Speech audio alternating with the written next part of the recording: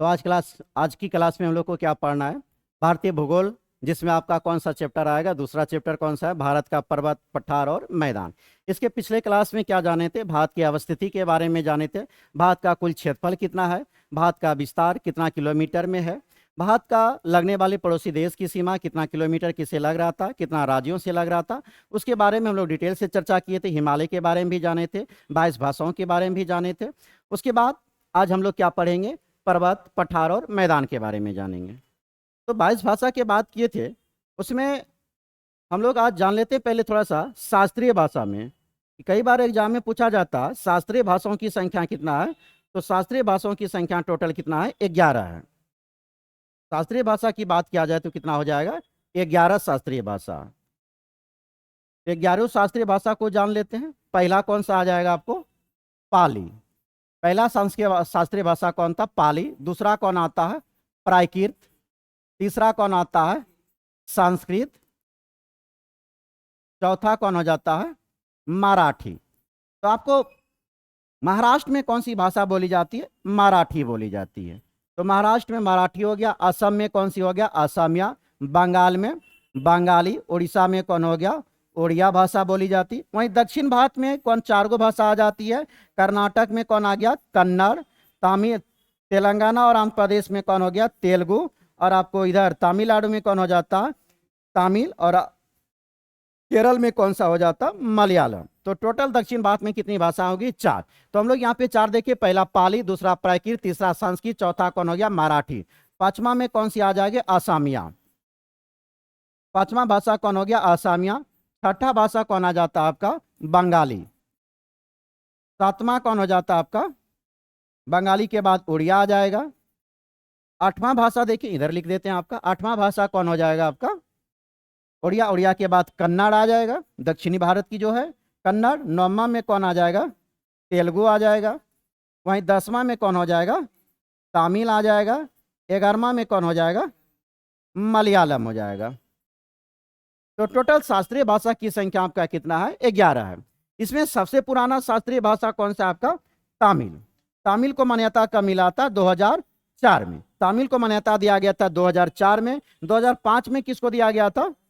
संस्कृत को। 2005 में शास्त्रीय भाषा बनाया गया संस्कृत को। उसके बाद 2008 में 2 शास्त्रीय भाषा आया, कन्नड़ और तेलुगु। 2008 में किसको किसको बनाया गया था? कन्नड़ और तेलुगु को बनाया गया था। वहीं 2013 में देखा जाए तो किसको बनाया गया? मलयालम को। 2013 में कौन आ गया? मलयालम। अब 2014 में कौन आ जाता? उड़िया। 2014 में कौन आ गया? उड़िया। तो टोटल शास्त्रीय भाषा की संख्या क्या हुआ? 11 हुआ, जिसमें सबसे पुराना कौन सा है? तमिल है। तमिल को मान्यता कब मिला? 2004 में। 2005 में किसको शास्त्रीय भाषा बनाया गया? संस्कृत को बनाया गया। उसके बाद 2008 में 2 को, कन्नड़ और किसको बनाया गया? तेलुगु को। 2013 में किसको बनाया गया? मलयालम को। 2014 में उड़िया को। उसके बाद जितना भी भाषा आती है उस सबको मान्यता कब मिलता है? 2024 में। 2024 में 5 भाषाओं को क्या बना? शास्त्रीय भाषा का दर्जा दिया गया। तो टोटल शास्त्रीय भाषा की संख्या कितना हो गया? 11। चलिए आज हम लोग को मेन टॉपिक है पर्वत पठार, उसके बारे में चलते हैं। तो सबसे पहले प्रायद्वीपीय भारत की बात किया जाए तो प्रायद्वीपीय भारत तो आपको कहां से अलग होता है? दक्षिण अफ्रीका से अलग हुआ था। अफ्रीका का इसको कौन सा पार्ट कहा जाता था? गोंडवाना लैंड के नाम से जाना जाता था। जिस समय वह अलग हुआ था उस समय यहाँ पे तट नहीं था। तो तट का निर्माण कैसे होता है? जब प्रायद्वीपीय भारत की नदियां, कुछ नदियां बंगाल की खाड़ी की ओर अपना जल गिरा रही थी और कुछ नदियां किधर प्रवाहित हो रही थी? अरब सागर की ओर। यह नदियां अपने साथ जल के साथ मलबे को ला रही थी और मलबे को क्या कर रहा था? यह तट के पास धीरे धीरे जमा कर रहा था। जमा होने के बाद यहाँ पे तट का निर्माण होता और धीरे धीरे समुद्र जल का पानी जो है पीछे खिसकते गया। तो यहाँ पे तट का निर्माण हुआ। तट के बारे में भी हम लोग जाने थे। गुजरात को कौन सा तट कहा गया था? काठियावाड़ तट। काठियावाड़ तट के नाम से किसको जाना जाता? गुजरात को। वहीं महाराष्ट्र और गोवा को किस नाम से जाना गया था? कोंकण तट के नाम से। महाराष्ट्र और गोवा को जाना था कोंकण। कर्नाटक को किस नाम से जाना जाता? कन्नड़। कन्नड़ या केनरा तट के नाम से जाना जाता है किसको? कर्नाटक को। केरला को किस नाम से जाना गया था? मलयालम। इसके बारे में हम लोग चर्चा पिछले क्लास में कर चुके हैं डिटेल से, इसलिए थोड़ा सा रिवीजन कर दिए। उसके बाद तमिलनाडु को किस नाम से जाना जाता है? कोरोमंडल तट।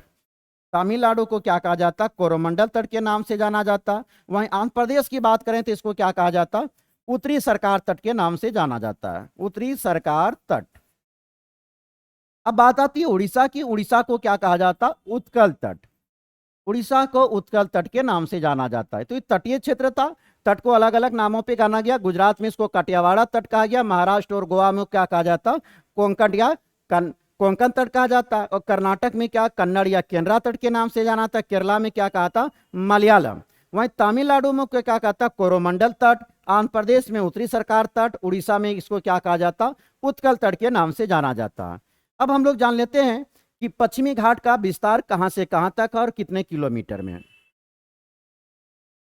तो पश्चिमी घाट की अगर लंबाई देखा जाए तो ताप्ती के मुहाने से लेकर केप केमोरिन तक। तो पश्चिमी घाट की लंबाई विस्तार कहां से है? ताप्ती नदी के मुहाने से लेकर केप केमोरिन तक, कन्याकुमारी तक आता है। इसकी लंबाई की बात किया जाए तो कितना है? 1600 किलोमीटर। पश्चिमी घाट की लंबाई कितना है? 1600 किलोमीटर, जो हिमालय के बाद भारत की दूसरी सबसे लंबी श्रृंखला वाली पर्वत है। तो भारत की सबसे लंबी श्रृंखला वाली पर्वत कौन सा था? हिमालय थी। हिमालय की लंबाई आपका कितना था? 2500 किलोमीटर। हिमालय की लंबाई कितनी थी? 2500 किलोमीटर, जिसका विस्तार हम लोग देखे थे कहां से कहां तक था? नांगा पर्वत। नांगा पर्वत से लेकर कहां तक था? नमचा बर्मा तक।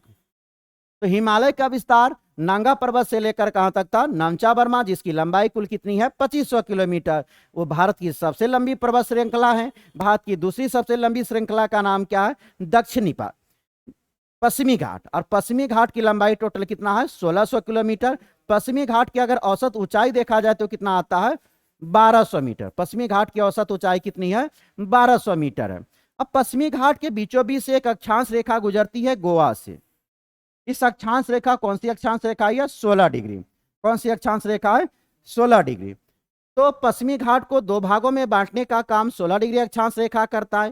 तो महाराष्ट्र और कर्नाटक में इसको किस नाम से जाना जाता है? पश्चिमी घाट को सह्याद्री के नाम से। पश्चिमी घाट को महाराष्ट्र और कर्नाटक में किस नाम से जाना जाता है? सह्याद्री के नाम से। और इसको दो भागों में बांटने वाली अक्षांश रेखा कौन सी है? 16 डिग्री अक्षांश रेखा है। अब बात आती, एक उत्तरी सह्याद्री हो गया और एक कौन हो गया? दक्षिणी सह्याद्री। सॉरी। तो उत्तरी सह्याद्री का अगर सबसे ऊंची चोटी देखा जाए तो कौन है? कलसुबाई। उत्तरी चोटी का उत्तरी सह्याद्री की बात किया जाए सबसे ऊंची चोटी कौन सा है? कलसुबाई। और दक्षिणी सह्याद्री का कौन है? कुद्रेमुख। दक्षिणी सह्याद्री की सबसे ऊंची चोटी कौन है? कुद्रेमुख। कुद्रेमुख आपका कर्नाटक में आ गया, कलसुबाई आपका कहां गया? महाराष्ट्र में आ गया। वहीं अगर पूर्वी घाट की लंबाई देखा जाए, पूर्वी घाट का विस्तार कहां से कहां तक है? उड़ीसा के महानदी से लेकर तमिलनाडु का कौन सा नदी? बेगई। तो पूर्वी घाट की लंबाई उड़ीसा की महानदी से लेकर तमिलनाडु के बेगाई नदी तक है। इसकी लंबाई कितना है? 1131 किलोमीटर। इसकी लंबाई कितना है? 1131 किलोमीटर। तो महानदी से लेकर कहां तक था? बेगई नदी। अब बात आती है पूर्वी घाट और पश्चिमी घाट जहां पे मिलन होती है, वहां पे कौन सा पर्वत पाया जाता है? आपका नीलगिरी की पहाड़ी।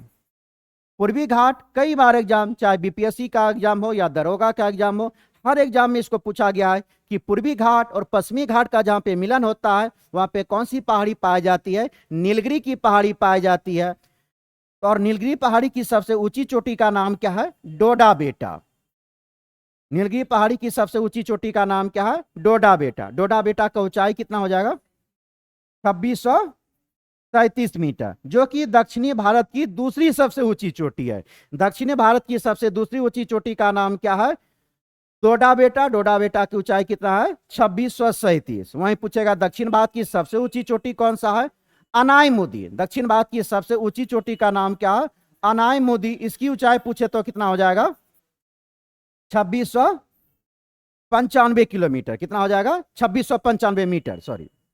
तो हम लोग देख लिए पूर्वी घाट और पश्चिमी घाट जहां पे मिलता है उसको कौन सा कहा जाता है? नीलगिरी की पहाड़ी। अब सबसे पहले हम लोग जान लेते हैं कहां पे कौन कौन पहाड़ी पाई जाती है। तो ये था आपका पूर्वी घाट और पश्चिमी घाट के विस्तार के बारे में। दोनों कहाँ पे मिल रहा है? नीलगिरी की पहाड़ी में। अगर नीलगिरी पहाड़ी की बात किया जाए तो कौन सी राज्य में पाया जाती है? अधिकांश क्षेत्र इसका तमिलनाडु राज्य में पाया जाती है। नीलगिरी की बात करेंगे तो अधिकांश क्षेत्र कहाँ पाया जाती है? तमिलनाडु में। लेकिन थोड़ा विस्तार इसका केरल और कहाँ पड़ता है? कर्नाटक में। केरल, कर्नाटक और तमिलनाडु। नीलगिरी का विस्तार केरल, कर्नाटक और तमिलनाडु, लेकिन अधिकांश विस्तार पूछेगा तो कहाँ हो जाएगा आपको? तमिलनाडु में हो जाएगा। अब चलते हैं पठार के बारे में देखते हैं। तो सबसे पहले उत्तर से दक्षिण की ओर आएंगे तो गुजरात में 3 पहाड़ी आता है। पहला कौन आता? मांडव की पहाड़ी। मांडव की पहाड़ी कहां पाई जाती है? गुजरात में। दूसरा कौन सी पहाड़ी आती है? बारदा की पहाड़ी। बारदा की पहाड़ी कहां पाई जाती है? गुजरात में। तीसरा पहाड़ी कौन आता है?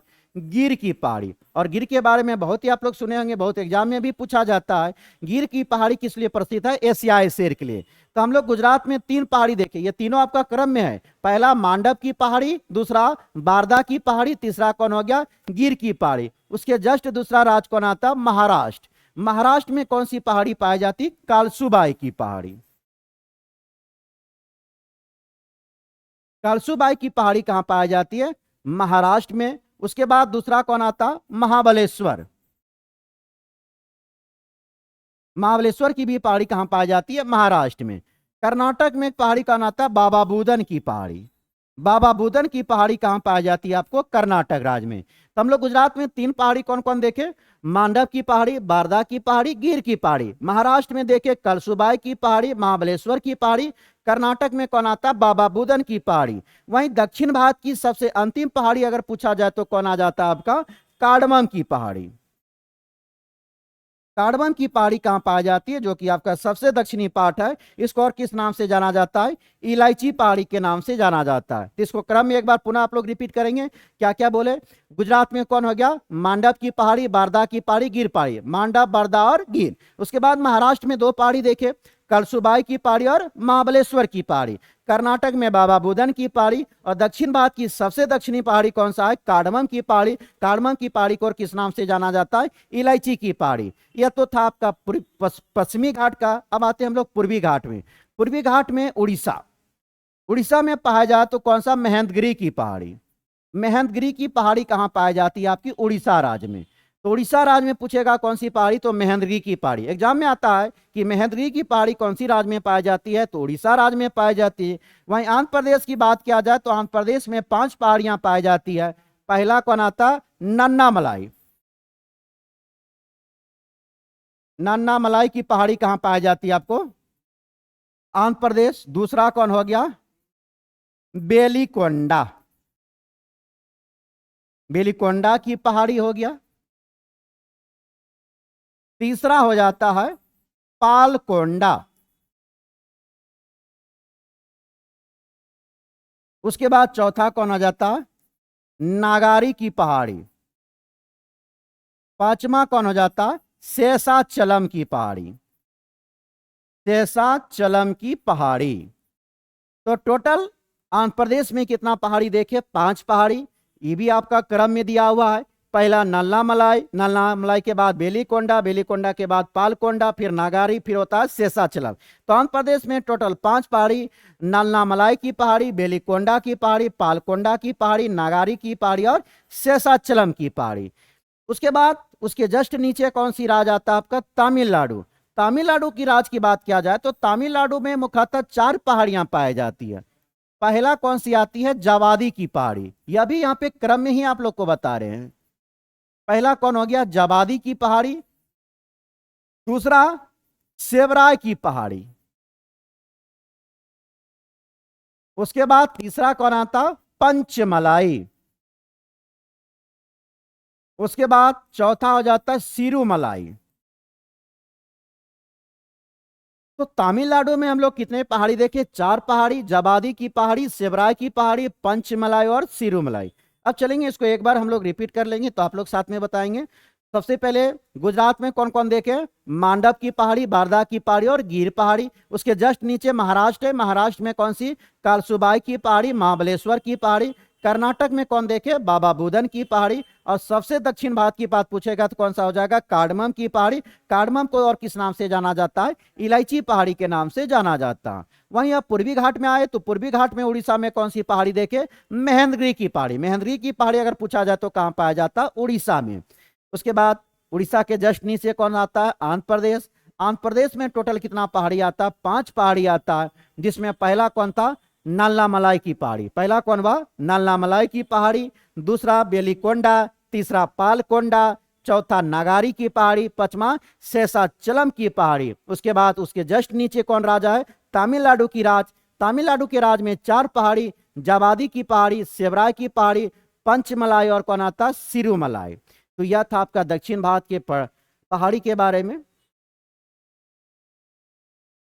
अब हम लोग चलते हैं, थोड़ा पर्वत पठार दोनों मिला के देख लेते हैं।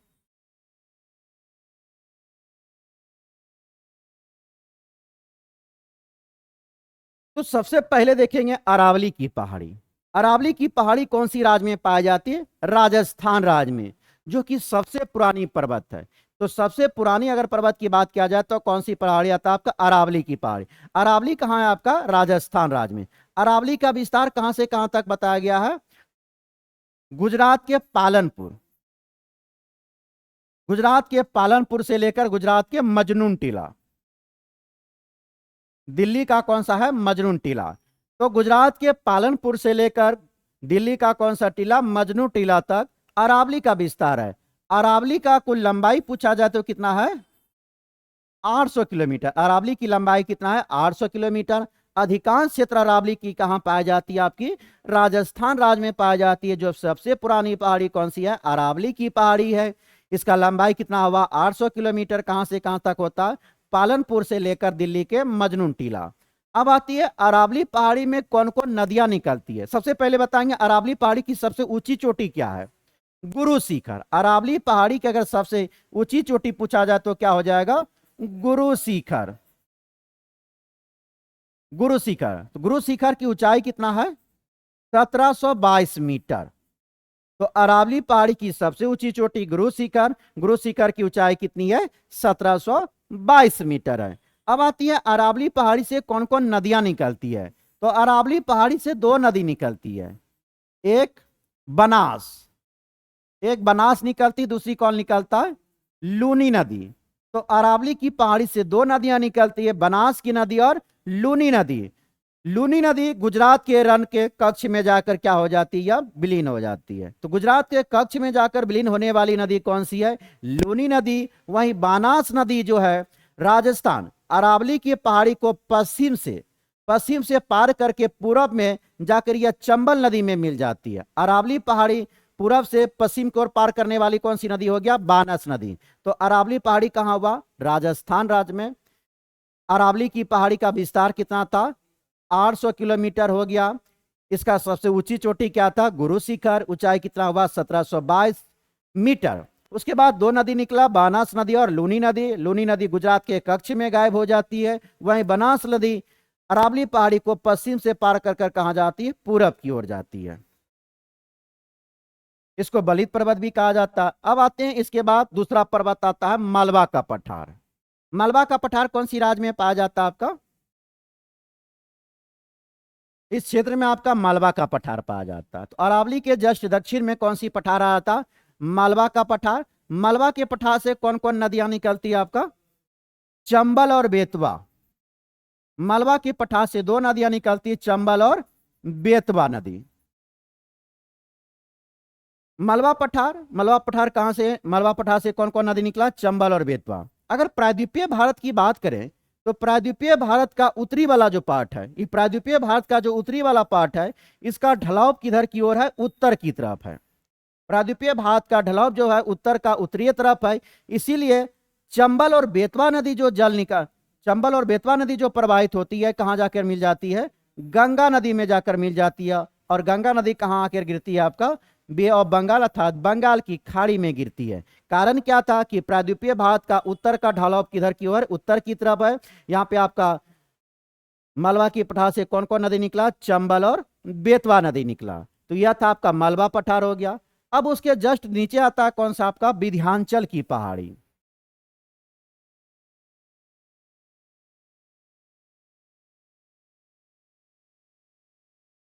तो यह हो गया आपका अरावली की पहाड़ी। अरावली के बाद हम लोग क्या देखे, मालवा, मालवा के पठार देखे थे, यह था अरावली की पहाड़ी। उसके बाद इसके जस्ट कौन सा आता है, विंध्याचल का पठार। विंध्याचल की पठार उत्तर भारत को दक्षिण भारत से बांटने का काम करता है। तो विंध्याचल पठार उत्तर भारत को दक्षिण भारत से अलग करने का काम कौन करता है, विंध्याचल की पहाड़ी। उसके बाद जस्ट एक नीचे आती है, यह हो गया आपका विंध्याचल। नीचे कौन सी पहाड़ी आपका, सतपुड़ा की पहाड़ी, सतपुड़ा पहाड़ी। सतपुड़ा पहाड़ी का विस्तार 3 रेंज में है। कौन कौन आता है आपका, पहला राजपीपला की पहाड़ी, राजपीपला की पहाड़ी। दूसरा कौन है, महादेव की पहाड़ी। तीसरा कौन है, मैकाल की पहाड़ी। तो सतपुड़ा पहाड़ी का विस्तार 3 क्षेत्र में 3 पहाड़ियों से मिलकर आता है। एक राजपीपला की पहाड़ी, दूसरा महादेव की पहाड़ी, तीसरा कौन हो जाता है, मैकाल। सतपुड़ा की सबसे ऊंची चोटी का नाम क्या है, धूपगढ़। सतपुड़ा की ऊंची चोटी का नाम क्या है, धूपगढ़ है। और धूपगढ़ किसका ऊंची चोटी है, सतपुड़ा का। और ये धूपगढ़ किस पे अवस्थित है आपका, महादेव पर्वत पर। किस पे अवस्थित है, महादेव पर्वत। तो हम लोग सबसे पहले अरावली, अरावली के बाद मालवा पठार देखे। मालवा के बाद कौन है, विंध्याचल, जो कि उत्तरी भारत को दक्षिण भारत से अलग करने का काम कौन करता, विंध्याचल का पठार। उसके बाद कौन आता, सतपुड़ा। सतपुड़ा में कौन देखे हम लोग, सतपुड़ा का 3 रेंज देखे, राजपीपला की पहाड़ी, महादेव की पहाड़ी और कौन आता, मैकाल की पहाड़ी। सतपुड़ा की सबसे ऊंची चोटी कौन था, धूपगढ़। यहां से एक नदी निकलता है जिसका नाम क्या है, ताप्ती नदी। सतपुड़ा से एक नदी निकलता है जिसका नाम है क्या, ताप्ती। अब यहाँ पे एक विंध्याचल की पठार हुआ, एक सतपुड़ा की। इसी के बीच से एक नदी बहती है जिसका नाम क्या है, नर्मदा। तो सतपुड़ा और विंध्याचल के बीच से जो नदी प्रवाहित होती है उसको क्या कहा जाता है, नर्मदा। तो दो भ्रंश। अब ये आता है भ्रंश। भ्रंशों के बीच में बहने वाली नदी कौन सी हो गई, नर्मदा। नर्मदा किसके बीच से बह रही है, विंध्याचल की पठार और कौन सा हो रहा है, सतपुड़ा। बीचों बीच कौन आ रही है, नर्मदा। और नर्मदा अपना जल कहाँ गिराती है, अरब सागर में। और जस्ट सतपुड़ा के नीचे में कौन सी आपका नदी बहती है, ताप्ती नदी। कौन सी नदी आता, ताप्ती। तो नर्मदा और ताप्ती दोनों भ्रंश में बढ़ने वाली है। तो भ्रंश क्या होता है, 2 पर्वत, पर्वत के बीच को काटकर जो नदियां बहती है उसी को क्या कहा जाता, भ्रंश कहा जाता है। तो यहाँ पे कौन कौन भ्रंश देखे, नर्मदा देखे और कौन देखे, ताप्ती।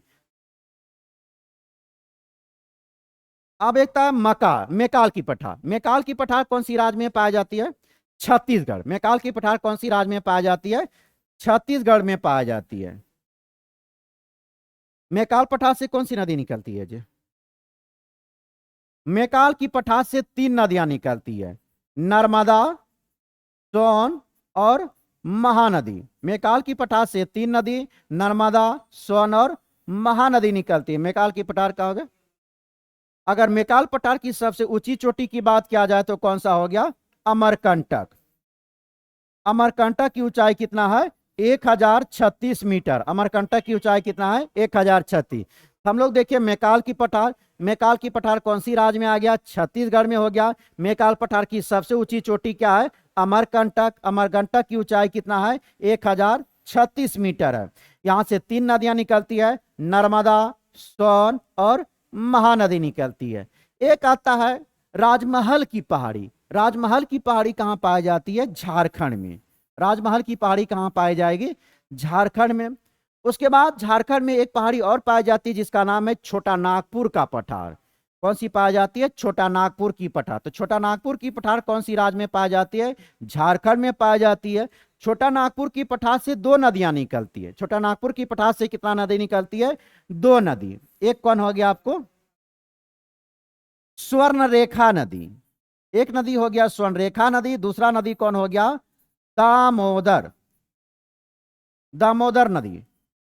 तो छोटा नागपुर के पठार से 2 नदियां निकलती है, स्वर्णरेखा नदी और दामोदर नदी। पश्चिम बंगाल का शोक किसको कहा जाता है, दामोदर। क्योंकि छोटा नागपुर पठार का विस्तार कहां तक है आपका, पश्चिम बंगाल में भी कुछ पड़ता है। तो छोटा नागपुर के पठार से 2 नदियां निकली, स्वर्णरेखा नदी और दामोदर नदी। अब आती है दामोदर नदी की चर्चा।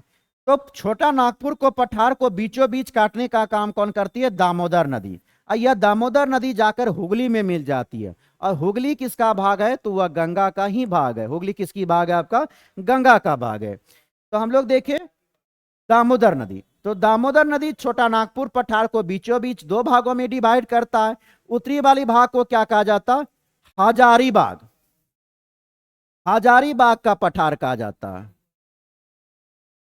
अब वहीं दक्षिणी को क्या कहा जाता है, रांची का पठार, रांची का पठार। तो क्या क्या देखे हम लोग कि छोटा नागपुर की पठार, एक तो राजमहल की पहाड़ी भी झारखंड में हो गया, छोटा नागपुर की पठार भी कहां हो गया, झारखंड में। छोटा नागपुर की पठार से दो नदियां निकल रही थी, स्वर्णरेखा नदी और कौन हो गया, दामोदर नदी। छोटा नागपुर को पठार को बीचों बीच काटने का काम कौन करता, आपका दामोदर नदी। उत्तर वाले पठार को क्या कहा गया, हजारीबाग की पठार। दक्षिण वाले भाग को क्या कहा जाता है, रांची का पठार। आप लोग जानते होंगे कि छोटा नागपुर को ही पठार को भारत का क्या कहा जाता है, रूर कहा जाता है। तो भारत का रूर किसको कहा जाता है, छोटा नागपुर की पठार। अब यहाँ पे एक टर्म आता है कि रूर क्या है, तो रूर जर्मनी, जर्मनी का एक शहर है जिसका नाम क्या है, रूर।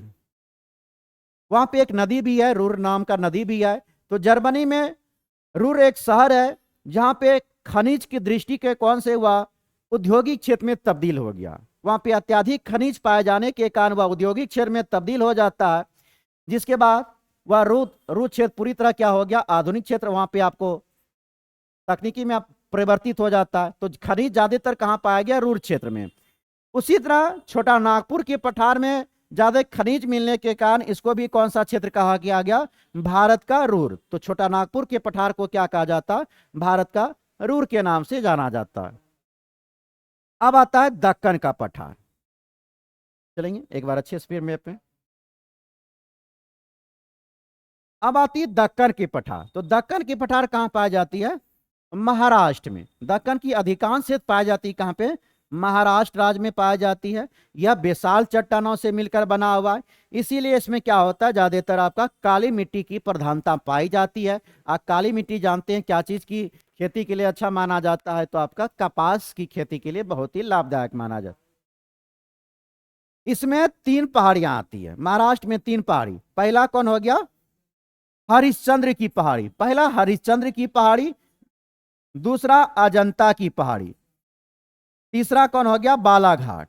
तो महाराष्ट्र में तीन पहाड़ी कौन कौन देखे, हरिश्चंद्र की पहाड़ी, अजंता की पहाड़ी, बालाघाट की पहाड़ी। यह सब कहां पाई जाती है, महाराष्ट्र में। महाराष्ट्र में मौका था कौन देखे थे, दक्कन का पठार। अधिकांश क्षेत्र दक्कन का कहां पड़ता है, महाराष्ट्र में। या अब इसमें ही आता है एक दंडकारण्य का पठार। दंडकारण्य का पठार कहाँ आ जाता है, आपका छत्तीसगढ़ में। इसी के अंतर्गत एक दंडकारण्य का पठार आता है। दंडकारण्य का पठार कहाँ आ जाता है, छत्तीसगढ़। और दंडकारण्य के अंतर्गत ही एक आता है बस्तर का पठार। बस्तर का पठार कहाँ पाई जाती है, आपको छत्तीसगढ़ में। जो कि भारत में मात्र एक पठार जिसमें तेल पाया जाता हुआ कौन सा पठार है, आपका बस्तर का पठार है। तो हम लोग कौन कौन यहाँ पे देखें, सबसे पहले देखें महाराष्ट्र में कौन सा था, दक्कन का पठार, जो काली क्षेत्र, काली मिट्टी के क्षेत्र के लिए प्रसिद्ध है। दक्कन के काली मिट्टी के क्षेत्र में क्या चीज का खेती होता है, कपास का खेती होता है। वहीं पे तीन पहाड़ियां देखे थे हम लोग महाराष्ट्र में, हरिश्चंद्र की पहाड़ी, अजंता की पहाड़ी, बालाघाट की पहाड़ी। उसके बाद उसी के अंतर्गत, दक्कन के ही अंतर्गत हम लोग कौन सा पठार देखे, दंडकारण्य की पठार। दंडकारण्य की पठार कहाँ जाता है, छत्तीसगढ़ राज्य में आ जाती है। उसके बाद उसी के अंतर्गत कौन सा आता, बस्तर का पठार। बस्तर का पठार जो कि भारत में एकमात्र ऐसी पठार है जिसमें आपका क्या पाया जाता, तेल पाया जाता हुआ कौन सी पठार है, बस्तर का पठार है। अब आता है धड़वाड़ की पठार। धड़वाड़ की पठार कहाँ पाई जाती है, कर्नाटक राज्य में। धड़वाड़ की पठार कहाँ पाई जाएगी, कर्नाटक। यहाँ पे हम लोग देखे थे पिछले क्लास में, इसकी चर्चा किए थे। जब आपका पृथ्वी पहले आग का गोला था और जब यह धीरे धीरे ठंडा हुआ तो यह चट्टान में तब्दील हो गया था। एक बार आप लोग रिपीट करेंगे, यह जो चट्टान बना था, कितने प्रकार की चट्टान का निर्माण हुआ था, 6 प्रकार के चट्टान का निर्माण हुआ था। कितने प्रकार का हुआ था, 6 प्रकार। सबसे पुराना कौन सा था जी, आर्कियन युग का। कौन सा था, आर्कियन युग, आर्कियन कर्म की चट्टान था। दूसरा कौन सा था आपका, आर्कियन कर्म की चट्टान हो गया। बताएंगे जल्दी से क्या था दूसरा,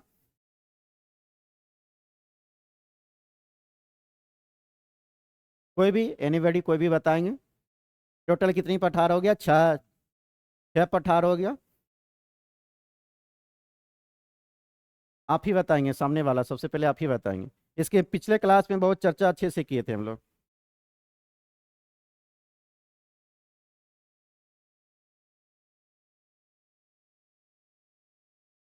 चलिए जल्दी से बताएंगे।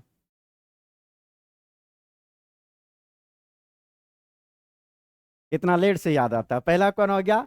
आर्कियन कर्म। दूसरा कौन है? धारवाड़ की पठार। तीसरा कौन आता? कुडप्पा। कुडप्पा। तीसरा चौथा कौन था? पहला आर्कियन, दूसरा धड़वाड़, तीसरा कुडप्पा, चौथा कौन हो गया? बिंद कर्म। बिंद कर्म की चट्टान था। पांचवा कौन था? गोंडवाना। छठा कौन था? दक्कन कटरा। तो टोटल हम लोग देखे थे, जब पृथ्वी आग का गोला था, जब वो ठंडा हुआ तो कितने प्रकार के चट्टान का निर्माण हुआ था? 6 प्रकार का। सबसे पुराना कौन था? आर्कियन कर्म की चट्टान था। दूसरा कौन था? धड़वाड़। तीसरा कौन था? कुप्पाड़ा। चौथा कौन था? बिंद कर्म की चट्टान। पांचवा कौन सा था? गोंडवाना। और छठा कौन सा? दक्कन ट्रैम। और गोंडवाना में ही देखे थे ना हम लोग कि सबसे ज्यादा कोयला कौन सा क्षेत्र में पाया जाता? 3 नदी में था। कौन कौन था? एक महानदी, दूसरा गोदावरी, और एक कौन था आपका? महानदी, गोदावरी और इसी क्षेत्र में आपको क्या पाया जाता है? टोटल आपको पाया गया था 3 नदी था, महानदी, गोदावरी और एक एक कोई और सा नदी था, दामोदर नदी। दामोदर नदी तो आपको कहाँ हो गया? पश्चिम बंगाल में हो गए। तो यहाँ पे ज्यादातर 98% कोयला पाया गया था। अब जो गोंडवाना लैंड देखे थे, अधिकांश कोयला कहाँ पाया जाता? गोंडवाना लैंड। इसमें भी देखे थे कार्बन के आधार पर कोयला कितने भागों में बांटा गया था? 4 भागों में बांटा गया था। ये सारे चर्चा हम लोग पिछले क्लास में कर चुके थे। तो आज हम लोग पठार के बारे में जाने, जिसमें आपका महाराष्ट्र में देखे, महाराष्ट्र में उसके बाद दक्कन का पठार, दक्कन के पठार के बाद कौन से देखे? दंडकारण्य की पठार, दंडकारण्य के बाद कौन सा देखे हम लोग? बस्तर की पठार, जो कि क्या होता है खनिज की दृष्टि से, सॉरी आपका तेल, मात्र एक ऐसा पठार है जो कि तेल पाया जाता है। कौन सा था? बस्तर का पठार। तो एक बार रिवीजन कर देंगे 2 मिनट में पूरा, कौन कौन क्या क्या चीज आज हम लोग पढ़े। तो पठार के ही बारे में पहले तुरंत बता देंगे, उसके बाद आगे चलेंगे। तो गुजरात में कौन कौन पठार हम लोग देखे थे? पहला कौन सा था? मांडव का पठार। मांडव का पठार। दूसरा कौन सा था? बारदा का। तीसरा कौन सा था? गिर की पहाड़ी था। उसके बाद महाराष्ट्र में कौन कौन देखे थे हम लोग पहाड़ी? कलसुबाई। कलसुबाई कहाँ था? महाराष्ट्र में। उसके बाद क्या देखे थे यहाँ पे? महाबलेश्वर का पहाड़ी। उसके बाद कर्नाटक में कौन देखे थे? बाबा बुदन की पहाड़ी। उसके बाद सबसे लास्ट में कौन था? कार्डमम की पहाड़ी। सबसे लास्ट में कौन सा था? कार्डमम की पहाड़ी के बारे में देखे थे।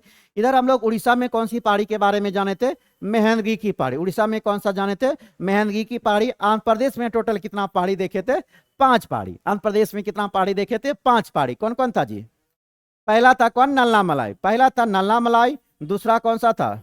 बेलीकोंडा। तीसरा कौन सा था? पालकोंडा। चौथा कौन सा था? नागारी की पहाड़ी। और पांचवा कौन सा था? शेषाचलम की पहाड़ी। तो 5 पहाड़ी कहाँ देखे थे? आंध्र प्रदेश में। उसके बाद तमिलनाडु का भी रिवीजन कर दीजिएंगे थोड़ा सा। तमिलनाडु में क्या क्या था? जवादी की पहाड़ी कहाँ था? तमिलनाडु। दूसरा कौन? सेवराय की पहाड़ी। उसके बाद तीसरा कौन सा था? पंचमलाई। चौथा कौन सा था? तिरुमलाई। ये सारा पहाड़ी कहाँ था आपका? तमिलनाडु में था। उसके बाद हम लोग पठार के बारे में, पहाड़ी के बारे में देखे। अरावली की पहाड़ी कौन सी राज्य में पाया गया था आपको? राजस्थान। अरावली की पहाड़ी कहाँ थी? राजस्थान राज्य में थे। उसके जस्ट कौन सा पठार देखे थे? मालवा के पठार को देखे थे। इसको काटने का काम कौन कर रहा था? चंबल नदी। मालवा के पठार को क्या करता है? चंबल नदी। थोड़ा सा एक पॉइंट यहाँ पे छूटा हुआ था। चंबल नदी क्या करता है? इसको काटता, और काटने के बाद चंबल एवं उसके सहायक नदियों ने इसको खुदरा बना दिया, और उसी खुदरा भूमि को क्या कहा गया था? उत्खाद भूमि। उत्खाद भूमि या क्या कहा जाता? बीहड़ भूमि। तो चंबल नदी के द्वारा जो मलबा पठार को काट के खुदरा बनाया गया, उसको क्या कहा गया? उत्खाद भूमि या बीहड़ भूमि। यह काटने की प्रक्रिया क्या कहलाती है? अवनालिका प्रणाली। कौन सी प्रणाली कहती है? अवनालिका की प्रणाली। तो इसको काटने वाली नदी कौन सी हुई? चंबल नदी। उसके बाद इसको कौन भूमि कहा गया? उत्खाद का भूमि या बीहड़ भूमि। उसके बाद कौन पहाड़ी देखे थे? विंध्याचल की पहाड़ी देखे थे। विंध्याचल के बाद आपका कौन सा था? सतपुड़ा की पहाड़ी। विंध्याचल के बाद कौन सा था? सतपुड़ा की पहाड़ी थी, इसी के बीच से कौन नदी प्रवाहित हो रही थी? आपका नर्मदा नदी। तो दो भ्रंशों के बीच में पाने वाली दो नदियों, दो पहाड़ियों के बीच में कौन नदी प्रवाहित हो रही थी? नर्मदा नदी। तो नर्मदा एक भ्रंश से होकर बहती है, उसके जस्ट सतपुड़ा के दक्षिण से कौन नदी बह रही थी? ताप्ती नदी। अब ताप्ती नदी कहां से निकला था जी?